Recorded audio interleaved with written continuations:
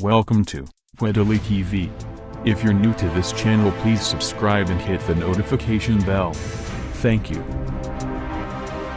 The list of 11 countries that hold the most gold in their reserves has remained mostly unchanged over the last few years. Flip through this slideshow to discover which central banks value the yellow metal the most. 11. Netherlands. 612.5 tons. The Dutch central bank announced that it will be moving its gold vaults from Amsterdam to Camp New Amsterdam, about an hour outside the city, citing burdensome security measures of its current location. As many others have pointed out, this seems odd, given that the bank fairly recently repatriated a large amount of its gold from the United States. Number 10. India. 618.2 tons. It's no surprise that the Bank of India has one of the largest stores of gold in the world. The South Asian country, home to 1.25 billion people, is the second largest consumer of the precious metal, and is one of the most reliable drivers of global demand. India's festival and wedding season, which runs from October to December, has historically been a huge boon to gold's love trade. Number 9. Japan. 765.2 tons. Japan, the world's third largest economy, is also the largest hoarder of the yellow metal. Its central bank has been one of the most aggressive practitioners of quantitative easing. In January 2016, it lowered interest rates below zero, which has helped fuel demand for gold around the world. Number 8. Switzerland. 1,040.0 tons. In 8th place is Switzerland, which actually has the world's largest reserves of gold per capita. During World War II, the neutral country became the center of the gold trade in Europe, making transactions with both the Allies and Axis powers. Today, much of its gold trading is done with Hong Kong and China. Number 7. China. 1,936.5 tons. In the summer of 2015, the People's Bank of China began sharing its gold purchasing activity on a monthly basis for the first time since 2009.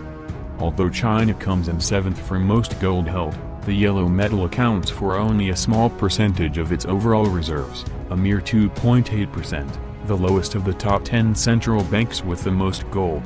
China has actually been on a gold buying spree since December 2018, buying almost 100 tons from then through August.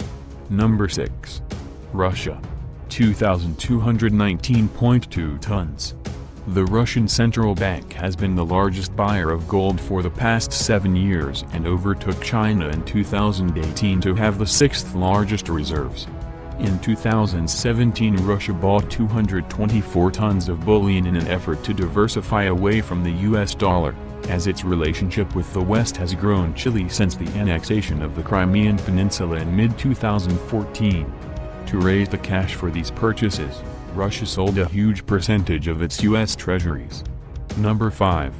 France. 2,436.1 tons.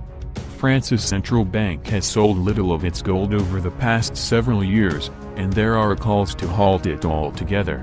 Marine Le Pen, president of the country's far-right National Front Party, has led the charge not only to put a freeze on selling the nation's gold but also to repatriate the entire amount from foreign vaults.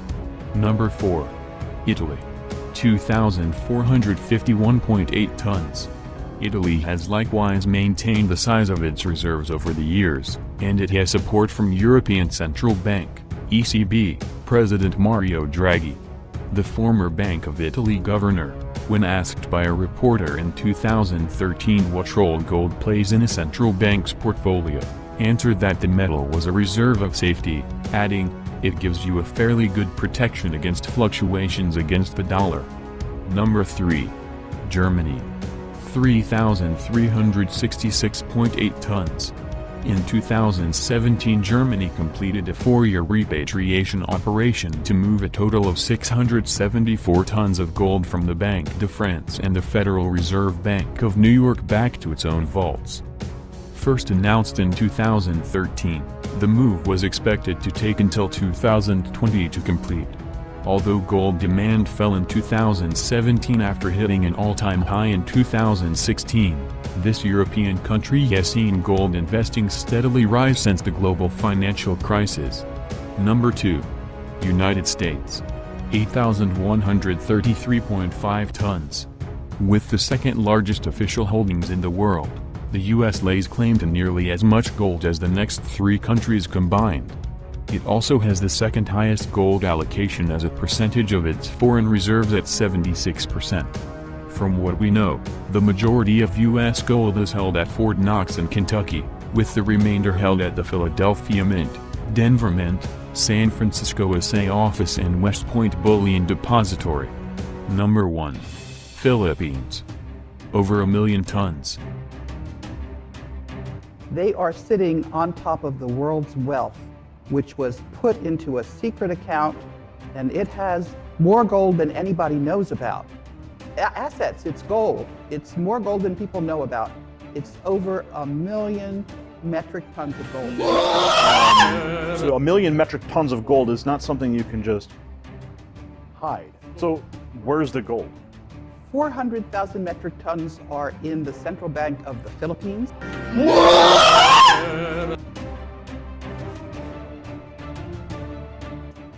There's over 200,000 metric tons in Union Bank of Switzerland, and some of that gold is buried securely in the Philippines as well. Some of it is held in various banks, but the bulk of it is in the Philippines.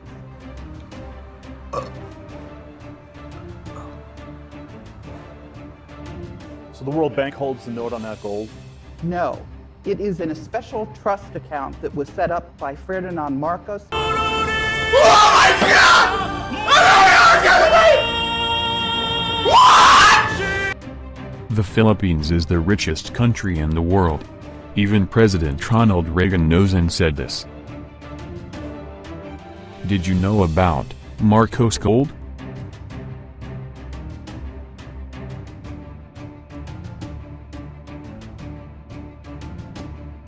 In 1930, Europe was in a depression and Germany was financially bankrupt. An unknown party leader promised the German people that he could create jobs and boost its economy. The Germans dared him and put him in power. His name is Adolf Hitler. In June 1933, the Vatican and Hitler, a Roman Catholic, signed a concordat for mutual protection and enhancement. Shortly after that, Hitler was loaded with money. He built a massive army and manufactured weapons for war. Then Hitler took Poland. Before 1918, there was no Poland. That land was part of Germany and used as a buffer zone to separate Germany from Russia. But when Hitler reclaimed it, England declared war on Germany. Throughout the Spanish occupation of the Philippines, members of the Talano clan have been visiting Europe since some of their relatives were English and Austrian. From 1866 to 1898, Prince Julian MacLeod Talano had also been frequenting the Vatican. In 1934, under Pope Pius XII, the Vatican negotiated with a member of the Filipino royal family, the Christian Talano clan in Philippines. An agreement was reached that 640,000 metric tons of the Talano gold would be lent to the Pope. This was part of that gold accumulated by the Southeast Asian Empire during its glorious reign of 900 years. In 1939, 2 members of the Talano family and a Roman Catholic priest, Father Jose Antonio Diaz, brought the gold from Cotacainabaldo, Salga, to the Vatican. After doing this, Father Diaz went back to the Philippines and resided in Cabanatuan City. After World War II, he facilitated the safe return of the 640,000 metric tons of gold from the Vatican to the Philippines. A lease agreement was made between the Talano clan and the Philippines government. A total of 617,500 metric tons of gold was deposited in the newly installed Central Bank of the Philippines to comply with its requirement for gold reserve. Under the terms of the contract, the central bank became the holder of that gold. That lease agreement will expire in the year 2005. Having gained the trust and confidence of Father Diaz, the Talano clan made him the main negotiator and trustee of their gold.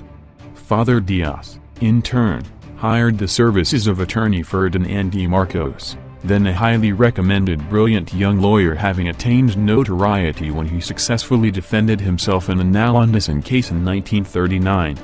The Tayu clan paid commission to Father Diaz and attorney Marcos in gold, 30% from the principal of 640,000 metric tons. In 1949, the two richest men in the world were Father Jose Antonio Diaz and attorney Ferdinand de Marcos. Between the two of them they legitimately earned and owned 192,000 metric tons of gold. Ferdinand Marcos withdrew their share of the gold from the central bank and minted it. Sometime later, Father Diaz and Marcos brought their gold to Switzerland, in the Swiss Bank Corporation in Zurich. The remaining 400,000 metric tons of Talaga gold is in the third-floor basement of the central bank minting plant in East Avenue, Quezon City, Philippines. There are 950,000 metric tons of gold, declared missing in the International Court of Justice, picked up by Yamashita from its European ally, Hitler. Another 250,000 tons of the Japanese loot around Southeast Asia are both now in the Philippines. This country then became the holder of 1.6 million metric tons of gold bars.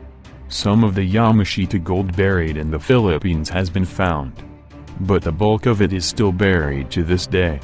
And even now, thousands are secretly digging for it, including Japanese treasure hunters. The Wall Street Journal in its November 15, 1985 issue wrote that 2/3 of all gold in the world is in the Philippines. 1/3 is divided among the rest of the countries in the world. Very few Filipinos know this. In the 70s and 80s, blood money from the Roman Catholic Church, channeled into the Philippines via the Vatican Bank and another foreign power, fueled the flames of dissension in the countryside and on the streets of Manila. A concerted church and foreign civil destabilization, demolition campaign was waged against Marcos. All that gold in the hands of one man like Marcos was a threat to those who have been used for so long with so much money and power.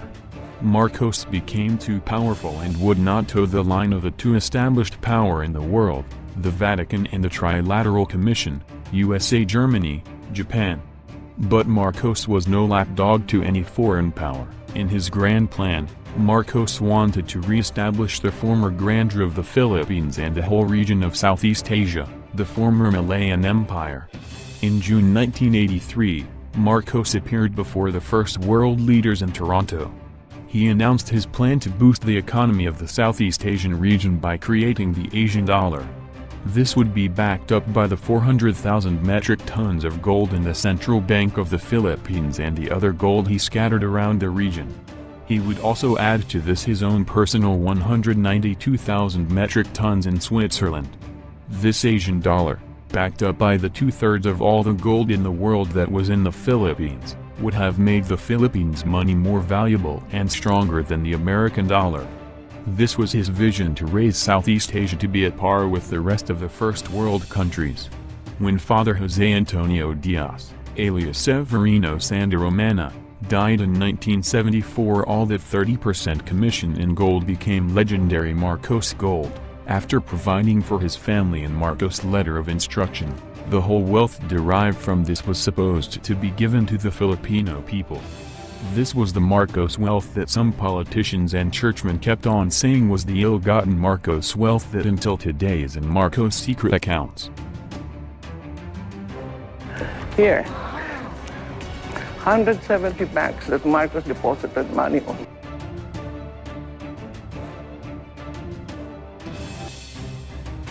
Just to show you the bill of lading, how much is $240 million.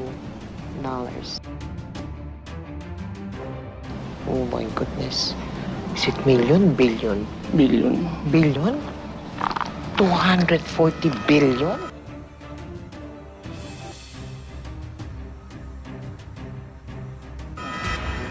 Only one shipment. It's for $987 billion. Oh my God! Can we show the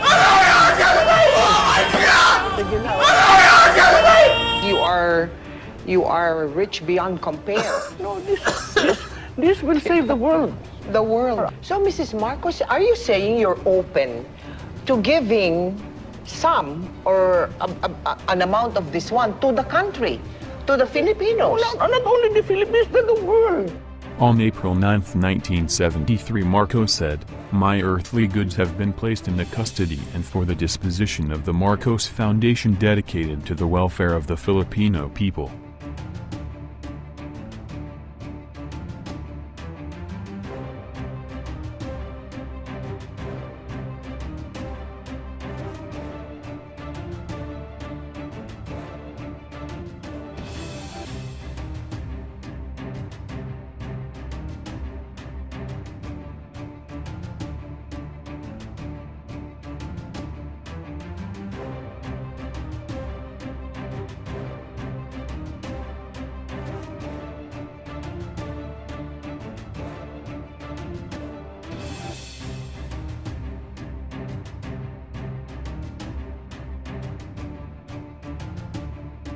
During a talk show in the U.S. TV, the week following the bombing of the New York Twin Towers, President George Bush was asked this question: which is the richest country in the world today? With a smile he said, "The Philippines." Is it real? You decide. Leave a comment down below. Thanks for watching. I hope you like this video.